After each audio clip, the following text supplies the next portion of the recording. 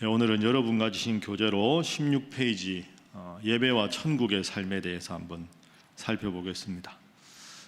주제가 중요하죠. 한번 따라합니다. 예배와 천국의 삶. 여러분, 천국 가면 뭐가 좋을까요?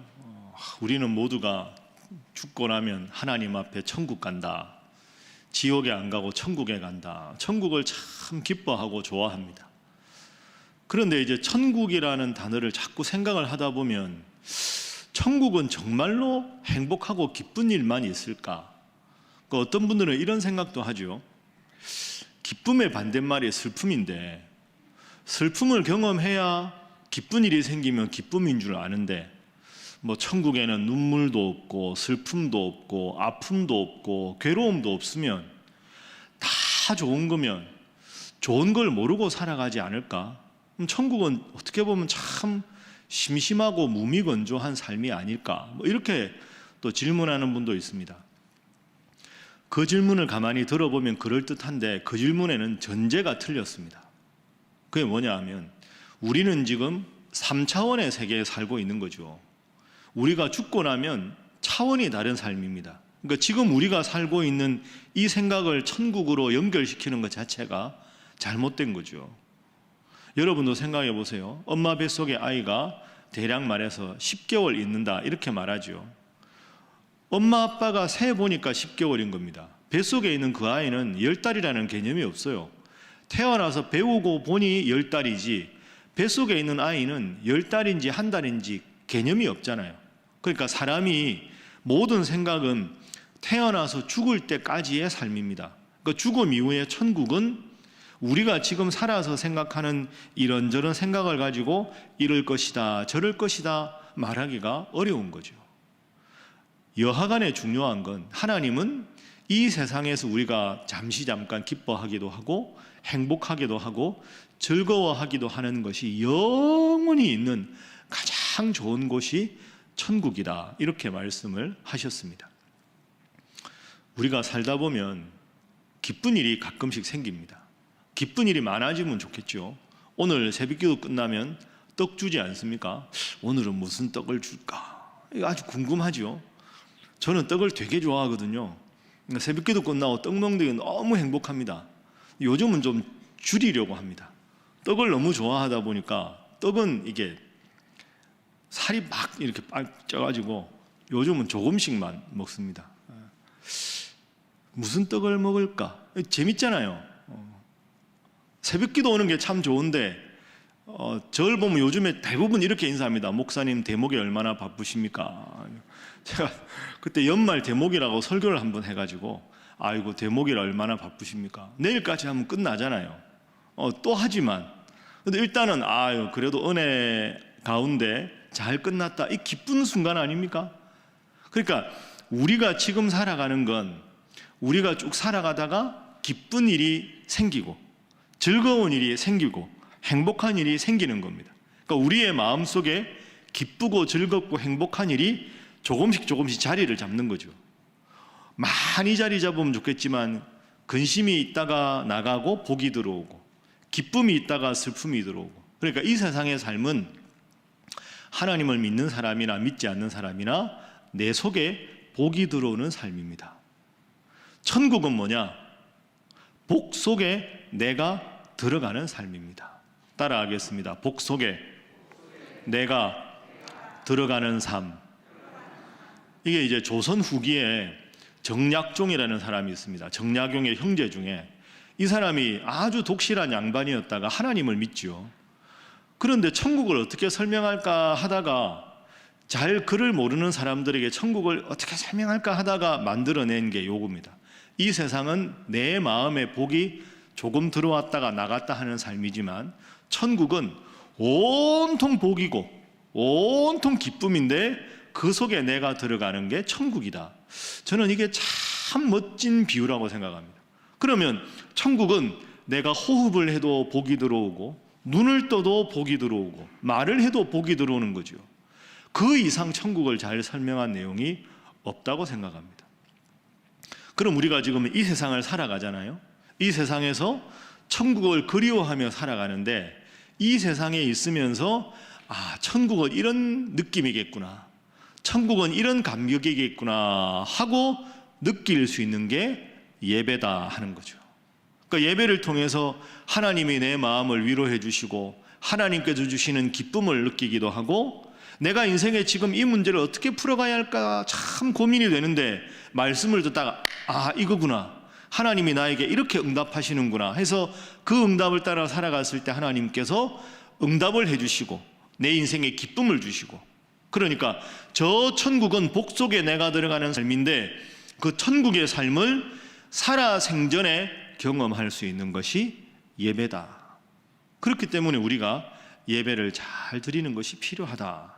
그게 오늘의 전체 주제입니다. 그래서 예배와 천국의 삶, 이렇게 주제를 잡은 거죠. 자, 우리 옆에 분들과 인사 한번 할까요? 예배를 통해서 천국을 경험하시기 바랍니다. 한 번 더 할까요? 예배를 통해서 천국을 경험하겠습니다. 하겠습니다. 이게 이제 예배의 의미입니다. 그러니까 하나님이 가장 기뻐하시는 시간, 하나님께서 가장 복 주시는 시간, 천국은 복 속에 내가 들어가는 것인데 하나님이 제일 기뻐하시는 시간에 우리가 정성을 다하면 하나님이 우리 마음에 복을 주신다. 그 예배를 통해서 천국의 삶을 미리 맛본다. 천국 가도 뭘 먹어야 될 거 아닙니까? 배가 고프면. 그럼 천국의 식사를 이 땅에서 미리 체험하는 게 뭘까요? 그게 성찬식입니다. 우리가 지금 코로나로 잘 안 하지만 성찬식이 뭘까? 천국에서 주님과 더불어서 함께 식사하는 것을 미리 경험하는 게 성찬식. 그러니까 성찬식이나 예배 이런 게 그래서 중요한 거죠. 그럼 우리가 이 땅에서 살아간다 하면 하나님 앞에서 은혜 받고, 그리고 내가 살아가면서 모든 관계가 다 회복돼야 기쁘잖아요. 하나님 앞에 내가 은혜 받고 내가 살아가는 사람들과 관계가 회복되고, 이 두 가지가 제일 중요하지요. 그 두 가지를 오늘 완전하게 이룬 여인이 본문에 등장합니다. 그 여인이 사마리아에 살던 여인입니다. 제가 수요일 날 잠시 소개했는데 간단하게 요약을 해보지요. 사마리아 성에 수가라고 하는 작은 마을이 있었습니다. 그 마을에 한 여인이 살았죠. 그런데 이 여인은 말씀드린 대로 몇 명의 남편에게 버림을 받았습니까? 5명의 남편에게 버림을 받았습니다. 그러니까 그 당시는 여인이 남자를 버릴 권한이 없기 때문에 남성 중심 사회라 5명의 자기가 모든 것을 희생하고 섬겼던 남자에게 버림받은 거죠. 첫 번째 남자, 내가 남자를 잘못 만났겠거니. 이제 이번에 남자는 그렇지 않을 거라고 마음을 다했는데, 정성을 다했는데 또 상처를 받고, 그게 무려 5번. 지금 살고 있는 남자도 남편이 아니다. 예수님께서 그렇게 말씀하셨거든요. 그러니까 모든 관계가, 가장 가까워야 될 남편과의 관계가 깨진 거 아닙니까? 그러다 보니까 사마리아 성에 살던 모든 수가성의 사람들은 이 여인을 부정한 여인이라고 손가락질했다. 그래서 제가 수요일에 말씀드린 대로 아무도 물 기르러 오지 않는 정오의 그 뙤약볕을 머리에 이고 나와서 홀로 외롭게 물 깃는 여인이었다. 근데 예수님께서 그 여인을 만나기 위해서 수가성으로 지나가셨습니다. 제자들은 먹을 것을 사러 가고 예수님과 이 여인이 만났습니다. 나에게 물을 좀 주시오. 당신은 왜 나에게 물 달라고 하십니까? 내가 누군지 알았으면 당신이 나에게 물을 달라고 했을 겁니다. 내가 주는 물을 먹으면 영원히 목마르지 않을 겁니다. 그 물을 그러면 저에게 주십시오. 그러면서 이 여인이 마음을 열고 예수님을 구원자로 맞이하게 되는 거죠. 그래서 이 여인이 마음속에 예수님을 맞이하려는 마음이 있을 때 예수님께서 장소가 중요한 게 아니고 신령과 진리로 하나님을 예배하라 하는 아주 중요한 예배에 대한 말씀을 이 여인 한 사람을 놓고 전해주십니다.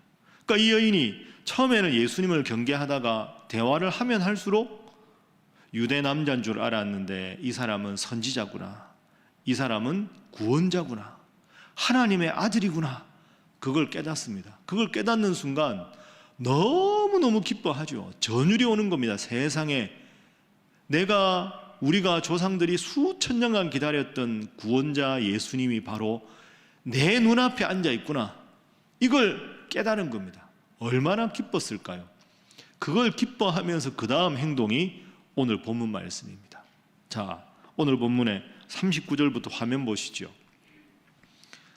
여자의 말이 내가 행한 모든 것을 그가 내게 말하였다 증언하였다. 이건 예수님 앞에서 이야기하다가 너무 기뻐서 내가 예수님을 구원자를 만났다 해서 동네로 들어간 겁니다. 동네 사람들한테 그 낮에 더운데 막 미친 사람처럼 외치면서 우리가 옛날부터 기다렸던 구원자 예수님을 만났습니다 하고 막 소리를 치는 거죠. 동네 사람들이 깜짝 놀라면 저 여자가 왜 저러지? 그러니까 그 동네 중에 많은 사마리아인이 왜 그래? 하고 나와서 보고는 예수님의 말씀을 듣고 믿게 된 겁니다. 40절. 그러니까 이 예수님 말씀을 믿고 수가성 사람들이 다 구원을 받고는 예수님께 와서 부탁합니다. 예수님 말씀을 들으니까 너무 좋습니다. 제발 여기 좀 더 머물러 주십시오. 그래서 예수님이 며칠을 더 유하신다고요? 이틀을 더 유하십니다. 이 사람들은 진짜 수지 맞은 사람들입니다. 예수님이 좀 바쁘신 분입니까? 그런데 예수님 일정이 다 나름 있으실 텐데 예수님 천국 말씀 좀 더 해주세요, 구원 말씀 좀 더 해주세요 이러니까 예수님이 그럼 그래 합시다 이러고는 이틀을 더 그 동네 사람들, 여러분 생각해 보세요. 수가성이 작은 동네인데 이틀 동안 하나님 나라 말씀을 다 전하셨으니 그 동네 모든 사람들이 다 구원을 받았지 않겠습니까? 자, 이어서 41절 보지요. 화면으로 41절 계속. 자, 함께 41절 읽어봅니다. 시작. 예수의 말씀으로 말미암아 믿는 자가 더욱 많아졌다. 전부 동네 사람들이 구원을 받게 되었다. 마지막 42절. 그 여자에게 말하되 이제 우리가 예수님 믿는 것은 그 여인이 막 미친 것처럼 나와서 예수님 만났다 하는 당신 말 때문이 아니라 우리가 예수님 말씀을 친히 들어보니까 예수님이 세상의 구원자인 줄을 우리가 알게 되었다. 그래서 우리가 예수님을 믿게 되었다. 이렇게 말합니다. 여러분, 그러니까 이 본문을 정리해 보면 이 여인은 예수님을 몰랐습니다. 그런데 예수님과 대화를 하다 보니 예수님이 구원자인 줄 알게 되었습니다. 그리고 그 여인의 그동안의 마음속에 있던 5명의 남편에게 버림받은 마음, 지금 6번째 살고 있는 남자도 언젠가 자기를 버리고 떠날 거라는 불안함, 배신감, 좌절감, 울분, 한, 상처, 눈물, 괴로움, 이게 가득 차 있었는데 예수님 만나서 이 모든 게 다 없어지고 나를 믿는 자는 그 배에서 생수의 강이 흘러나리라. 하나님 앞에 모든 것을 버려 신령과 진리로 예배하라, 이 말씀을 듣고는 야, 이분이 구원자구나 이러면서 하나님과 이 여인의 관계가 회복이 됩니다. 그러니까 하나님과 이 여인의 관계가 회복된 다음에 이 여인이 그 기쁨을 주체를 하지 못하고 동네 사람들에게 다 손가락질하고 부정한 여인이라고 손가락질하는 동네 사람들에게 막 뛰어들어가서 내가 예수님 만났다 막 이야기를 하니까 동네 사람들이 반신반의하면서 나와서 예수님 말씀을 듣고 너무 좋아서 이틀 동안 더 예수님이 머무시면서 말씀을 다 전하니까 이 동네 사람들이 당신이 예수님을 소개해서 우리가 예수님 믿은 게 아니라 우리들이 예수님 말씀을 직접 듣고 예수님을 믿게 되었다. 여러분, 여기 아주 중요한 핵심이 있습니다. 이 여인이 예수님 만나서 하나님과의 관계가 회복이 됐습니다. 그리고 이웃과의 관계가 완전히 회복이 되었습니다. 여러분, 우리 인생에 제일 중요한 게 이거 아닙니까? 천국의 삶이 뭘까요? 하나님과 내가 뗄래야 뗄 수 없는 관계가 되는 것, 모든 사람들과 더불어 사랑과 기쁨을 노래하는 그게 천국인데 이 여인은 지금까지는 지옥 같은 삶을 살았던 거죠. 외로웠던 여인, 불쌍한 여인, 손가락질 받았던 여인인데 주님 만나서 주님과 회복되고 모든 사람들에게, 여러분 이 다음 본문이 안 나오는데 어떻게 됐을까요? 이 동네 모든 사람들한테 슈퍼스타가 된 거죠. 이 여인은, 야, 저 여인 때문에 우리가 예수님 믿었다. 저 여인 때문에 우리 온 집안의 구원을 얻었다. 이제 물길로 혼자 가지 말고 내일부터 우리하고 같이 갑시다. 그리고 이제 와서 우리식으로 말하면 우리 집에 부침개, 김치 부침개 있으니까 같이 와서 먹읍시다. 수다도 좀 떱시다. 이러면서 이 동네의 모든 사람과 관계가 회복되지 않았겠습니까? 왜? 주님을 만났기 때문에. 주님과 만나서 미리 천국의 삶을 맛볼 수가 있었다. 여러분, 이게 예배의 능력입니다. 예배를 통해서 하나님 만나서 하나님 앞에 여러분의 모든 것이 다 사라지고 그 속에 하나님께서 주신 은혜로 가득하고 또 여러분의 모든 상처나고 분열되고 깨어진 관계가 온전히 회복되는 주님의 온전한 치유가 여러분의 삶 가운데 임하시기를 주님 이름으로 축복합니다. 그것이 바로 16페이지의 말씀입니다. 예배와 천국의 삶. 자, 1번에 2번 보면 그래서 예배는 천국의 삶을 향한 예행 연습입니다. 그 예배가 은혜롭고 기뻐야 되는 거죠. 교회는 뭐냐? 공항 대합실입니다. 저 천국행 비행기를 타는 공항 대합실이 교회다. 자, 2번 봅니다. 그래서 사마리아 수가성의 한 여인을 보면서 따라합니다. 주님을 만나야 내 인생이 행복하다. 여러분 믿습니까? 이게 이 여인의 모습입니다. 주님 만나서 그 마음의 모든 상처가 다 해결이 됐죠. 그 두 번째는 뭡니까? 주님 만나서 내 인생이 행복해진 것뿐이 아니라 주님 만나서 따라합니다. 주님 만나서 모든 관계가 회복되었다. 여러분 믿습니까? 이 두 가지가 함께 일어난 거죠. 하나님과 회복되고 나를 발견하고 모든 사람과 관계가 회복되고 이 두 가지가 일어났습니다. 뭘 통해서? 주님과의 만남을 통해서. 제가 여러분에게 말씀드릴 때 이런 말씀드렸죠. 예배는 스침이 아니라 만남이 되어야 한다. 기억하시죠? 허허, 대답이 기억하시죠? 네. 스침이 아니라 만남이다. 스침은 변화가 없고 만나면 변화가 생긴다. 그러니까 이 여인은 주님과 만나서 변화가 생긴 거죠. 마음의 모든 것을 다 비워내고 주님으로 채우고 관계가 회복되었다. 그래서 우리 교회 주일 예배를 보면 우리 교회 예배 순서 중에 앞부분에 이제 장로님 나와서 기도하기 전에 우리가 참여의 기도를 합니다. 그죠? 이제 이 시간에 주님 앞에서 여러분 일주일 동안 지은 죄를 알고 지은 죄, 모르고 지은 죄를 하나님 앞에 고백하겠습니다 하고 고백을 하고 고백을 시간이 끝나고 나면 죄를 고백하는 자에게 하나님께서 이러한 말씀을 주십니다 하고는 예를 들어서 성경 구절 중에 죄사함에 관한 선포, 오라 우리가 서로 변론하자 너희 죄가 주홍 같을지라도 눈과 같이 휘어질 것이요 진홍같이 붉을지라도 양털같이 되리라 아멘. 이렇게 하고 앉으면 장로님 나와서 기도 인도를 하십니다. 그게 우리 교회 예배가 다른 교회 예배랑 다른 중요한 특징이죠. 그게 왜 그러냐? 그 다음에 말씀을 듣는 겁니다. 우리가 예배당에 왔지만 일주일 내내 세상적인 것으로 우리 마음에 가득 차 있죠.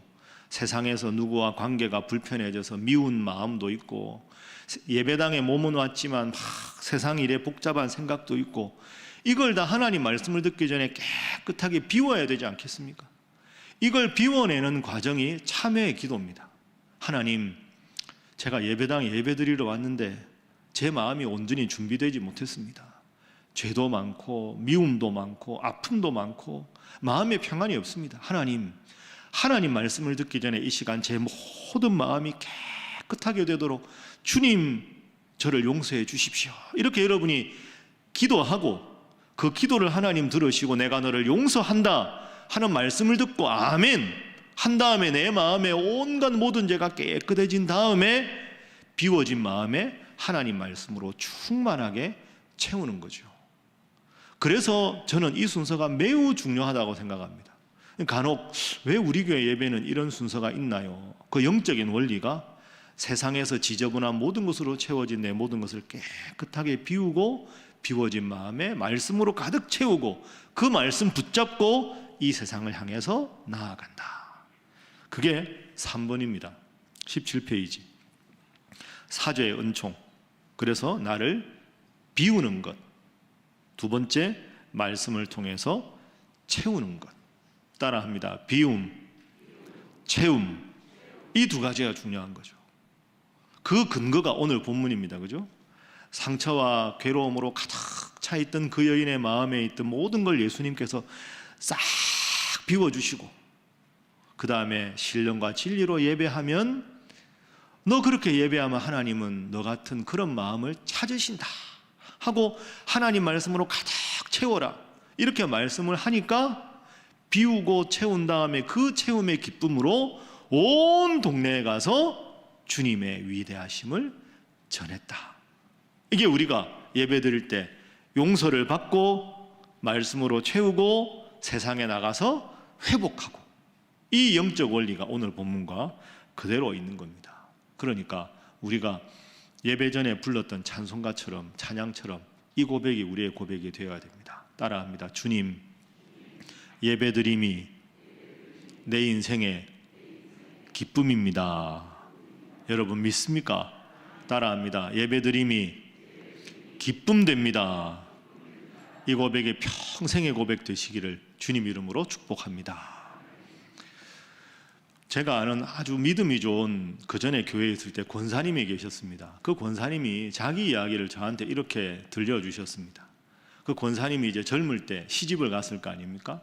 그 시집을 갔는데 그때도 이제 아가씨 때도 믿음이 참 좋았는데, 여러분 그 여자분들끼리 그런 말 하잖아요. 혼내는 시어머니보다 말리는 시누이가 더 밉다고. 그 시집 간데 권사님이 자기보다 나이가 어린 시누이가 있는데 너무너무 힘들게 하더라는 거죠.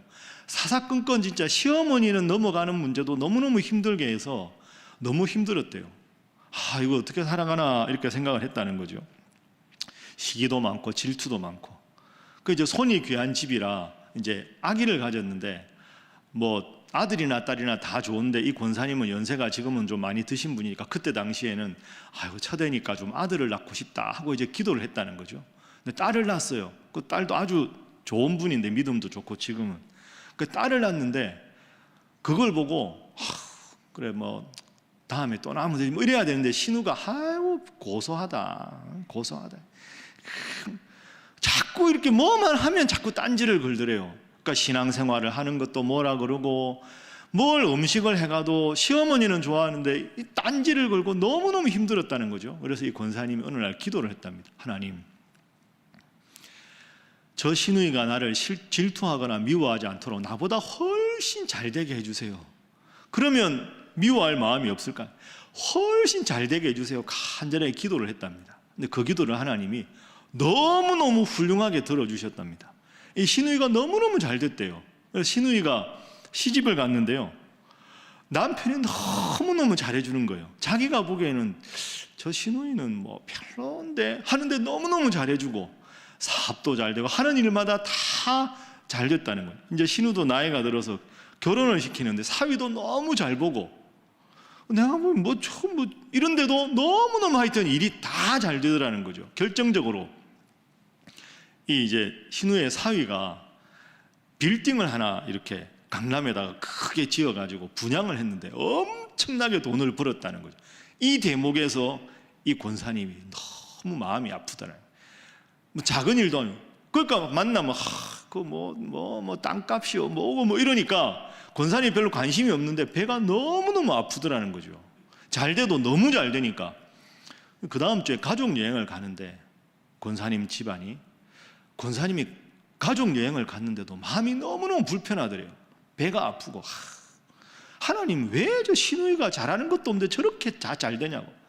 가족 여행 가는 내내 맛있는 걸 먹어도 입맛도 없고 짜증만 나고 너무너무 괴로웠대요. 그 일주일을 기쁜 가족 여행인데 그 생각 때문에 스트레스만 받고 돌아왔다는 거죠.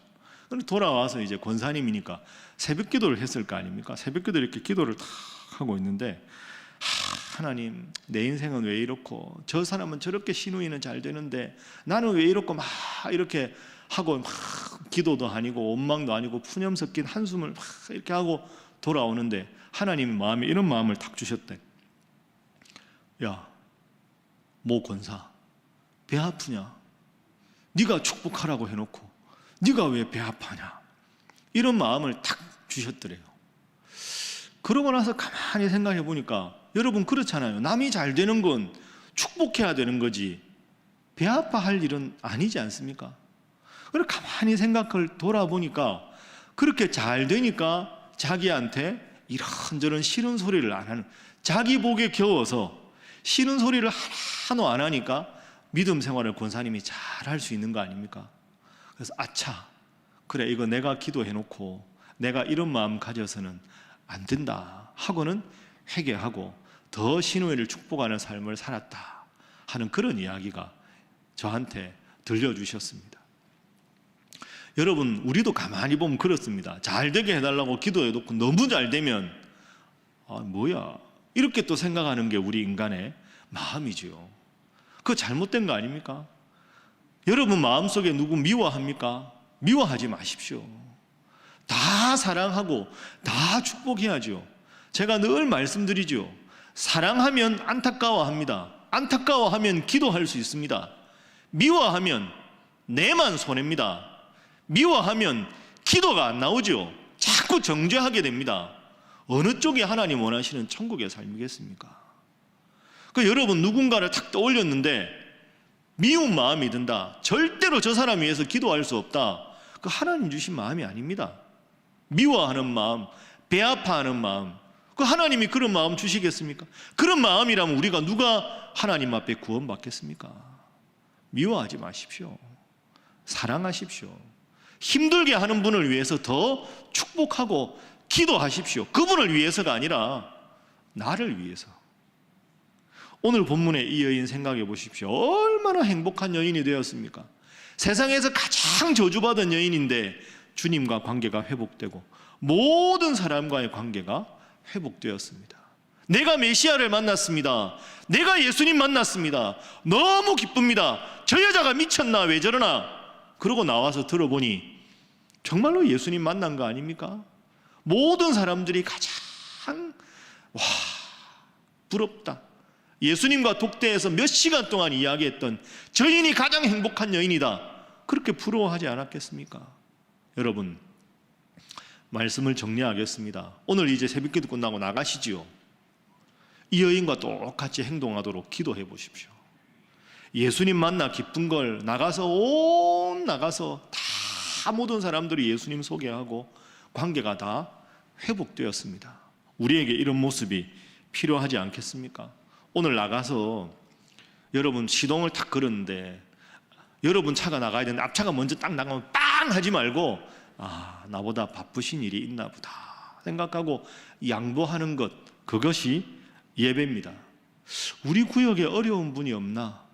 오늘 돌아가서 그분한테 전화해서 아프신 분이 있으면 제가 오늘 열심히 기도할 테니까 힘내세요. 아무것도 아닌 그 전화 한 통 때문에 그분이 천국의 기쁨을 느낄 수 있도록 하는 것, 그것이 우리에게 필요하지 않겠습니까?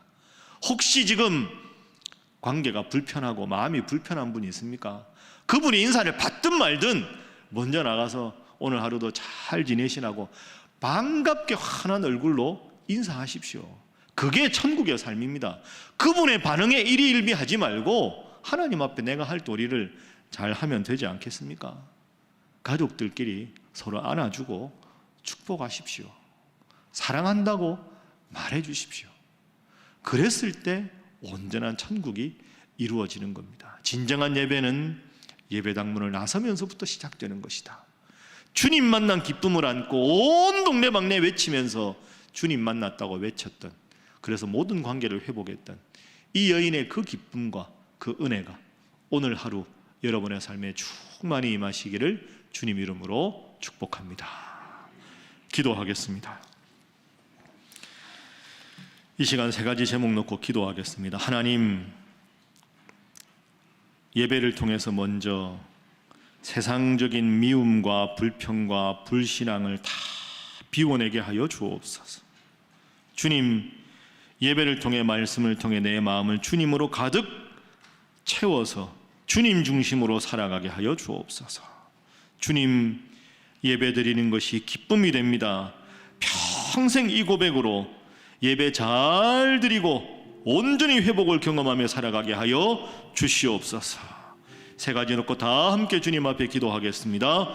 주여 믿습니다. 주여 믿습니다. 주여 믿습니다.